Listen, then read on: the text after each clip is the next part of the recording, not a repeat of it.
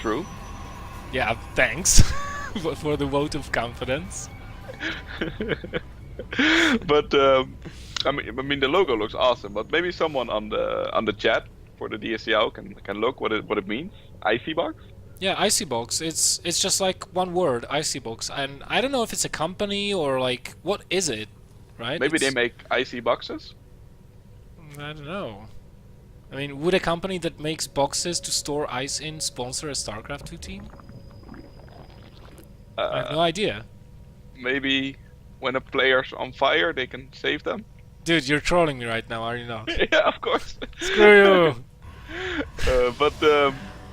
But we have a cybernetic score going down once again. The gateway expansion from JackO. So it doesn't seem to be mixing it up that much as of yet. And the hatchery and the spawning pool are coming down, as well as the gas. So it looks pretty standard. Looks not that much different from last year. No, definitely does not. We might even see.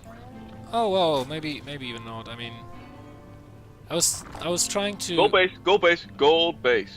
Yeah, that's the thing I was thinking about. That maybe TGS will try and take the gold base as his third base. Or is this natural? He already has his natural, so JackO could take it though. JackO. I'm meaning JackO. Yeah, I'm talking about JackO. He's taking gold base. He has and it was scouted. of course. Yeah.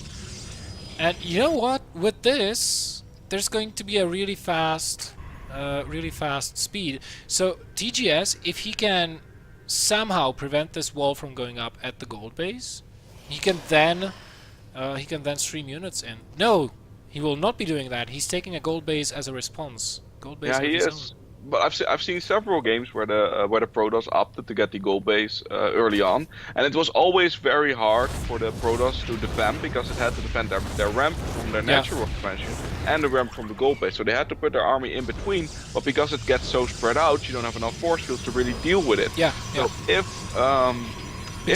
instead of force fielding one ramp, you have to use 2 times the amount of force fields to force field 2 ramps. Yeah, that's it. That's a very good point.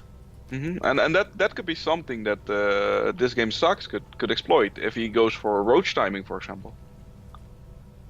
Yeah.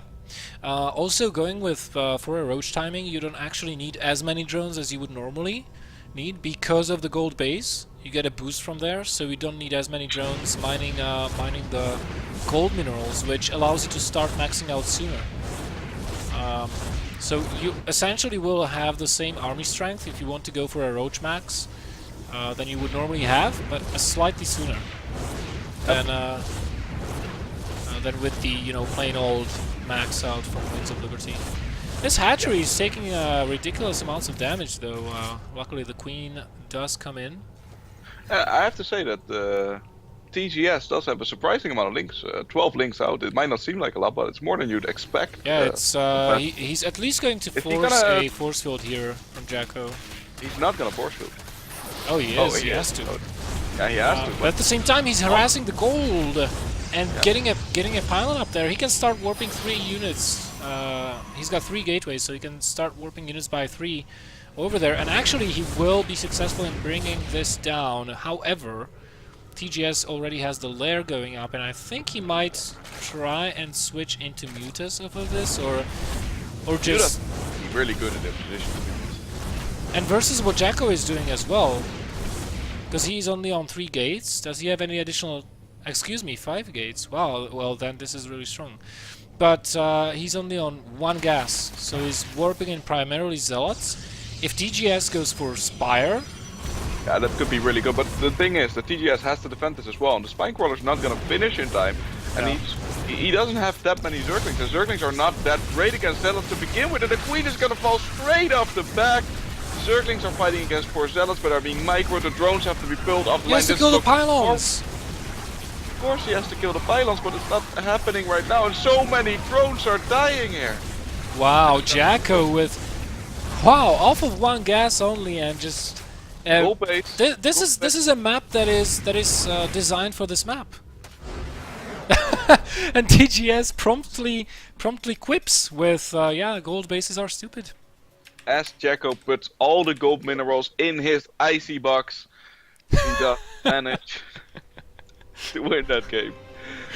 I did get confirmation that Icybox is a brand of hard drive enclosures. Oh, okay. Thank you so much, Bami, for explaining that. But a very good build, and I think it could have only worked on that map. Yeah, definitely. Or some other map that has gold expansions, you know. Or that. Yeah. Now this is a build that some people did on what was the map's name? Neoplanet S, because of the short rush distances. And it was only 2 players, so you knew exactly where your opponent is on that map. Naniwa did this build a lot on that map, but he did it a little bit more all initially with 7 gates. Because he's Naniwa, so if he goes like one thing about Naniwa you can be sure about, if he goes for an all-in, it's an all-in. With the, like he throws everything at you, including the kitchen sink and his dear departed wife, like everything he has. Even when it's hopeless, he just gets those last few probes, throws them. And now, but Naniwa does have really good all-in, so he times them really well. And what we just saw wasn't actually an all-in, but it was still very well timed, and he had a good build for that map. But now it's gonna be Frost LE for the last map. Yeah. It is a best of 3 or a best of 5? Best of 3, right? Best of 3. Best of 3, yes. For the all last matches are best of 3. Yes. And it's 1-1 after the previous game. JackO is taking his sweet time to enter the lobby because he is visiting the little boys' room. Yeah. Well, they've had a bunch of games. I think it started with a round of 64. So yeah. They've had a lot of games. They had a long day. They've already been playing for at least 3 hours. So that's really good. That's true. Yeah. I cannot imagine if we start having like rounds of 128, this broadcast will go on for like 6 hours. Yeah, I mean we've already because usually in these tournaments you have best of 3s from round of 8 onward, you know, from the quarterfinals, and we have them from round of 16. So that's like 1 hour plus that you have to account for. Yeah, but it does make sense though, because because the top 4 advance. Yeah, the top 4, not the top 2. That's the big difference. It was like last year with the DSCL, the top 2 advanced because there were twice the amount of qualifiers. But I think they listened to you, the guys watching this and the guys playing this. They listened to you because one of the complaints I remember was that the qualification was spread out over a too long distance because it wasn't done in 1 or 2 months. It was like 3 or 4 months. So they did it a little bit tighter now, but that also means they have to let more players through to get the install base on the finals. Yep. That's exactly like that. So, alright, both players are in the lobby. You know what this means? Last game of today. Hype. Get hype! There we go. If hashtag hype, hashtag DSCL, hashtag everything, guys. Yes.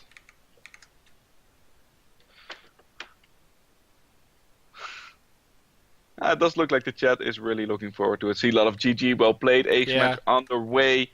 I haven't seen much negativity in the chat. Everybody's been excited, and that's always good. This is what I love about DSCL. There are no jerks.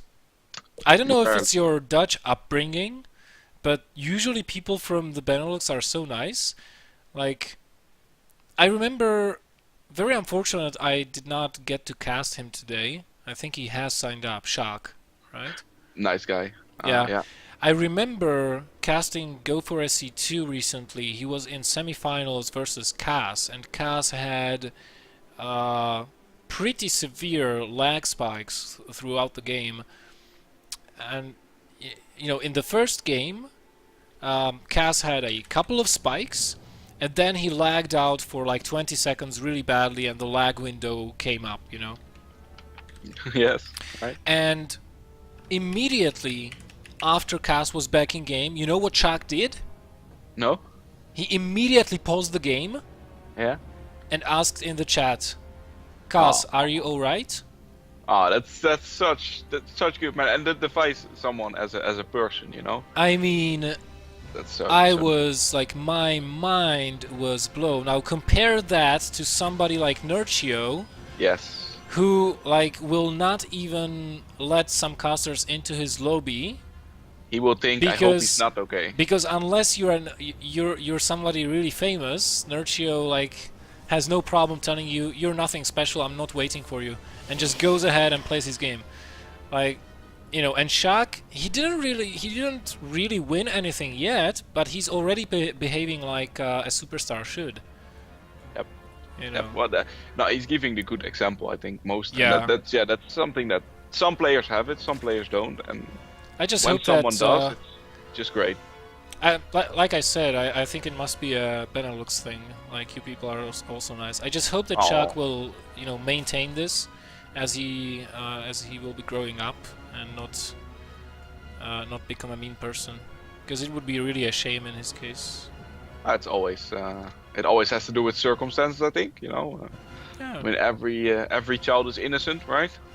But, oh, not entirely. I don't entirely agree with that decision. But we can get into behavioral versus genetic formations of your psyche some other time. I know you have studied psychology, so you probably have a lot of information about the subject. But yeah, we should get back into the game before everybody's like, are we watching StarCraft or are we watching a session of well, wouldn't it be funny if DSCL turned into TED Talks? Yes. Anyways, JackO opening with a pool first, which is completely fine for TGS because he went for a hatch first into a pool. This seems to be his build of choice, his favorite build, and I can understand why, because it is very synchronized. You get the pool and the natural hatchery finishing at the same time. You get the first 2 queens at the same time with 300 minerals. You get the second double of queens with another 300 minerals, and then you take your additional base with another 300 minerals. You know, it's very, very easy to do, easy to remember. No hassles like moving queens between bases because they're built at a different time. You know. So I can understand his reasons, but no doubt a player of TGS's caliber has completely different reasons as to why he's going hatch pool every game than I have.